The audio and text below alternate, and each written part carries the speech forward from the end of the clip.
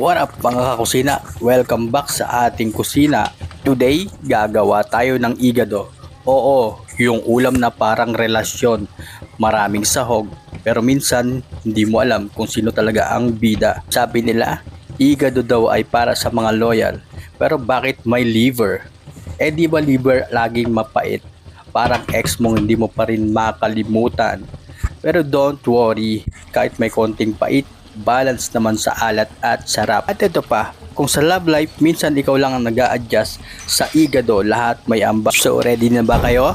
Tara, lutuin na natin ang igado na kasing gulan ng puso mo pero kasing sarap ng ulam na ito. Let's go! Una, mantika muna para siguradong malasa at juicy ang pork na parang crush mong laging fresh. Pag mainit na ang mantika, isusunod na natin ang sibuyas.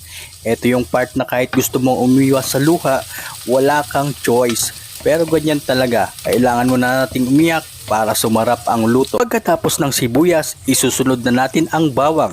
Kasi kung may luha na tayo kanina, ngayon naman may aroma na. Yung tipong amoy palang nagugutom ka na. At ito nga, nahuli ang ating atswete na dapat sana unang nailagay sa mainit na oil. Pero gaya ng pag-ibig, minsan late dumating. Okay lang yun, basta dumating pa rin.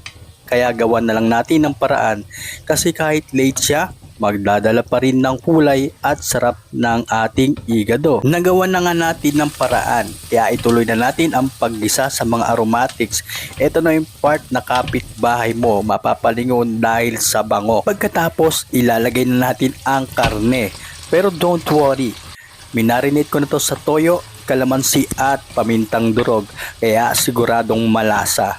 Parang relasyon na pinaghandaan, may alat, may asim at konting anghang, kumpletong timpla ng pagmamahal at sakit. Pagkatapos, tatakpan lang natin at hahayaan nating lumambot ang karne kasi ganyan din sa love life. Hindi lahat dinadaan sa init, minsan kailangan ng time para lumambot ang puso. Kaya relax lang muna, huwag mainip dahil tulad ng karne, may mga bagay talaga sa buhay na mas sumasarap kapag marunong kang maghintay. At ito na nga, oras na para ilagay ang atay, as the liver pala.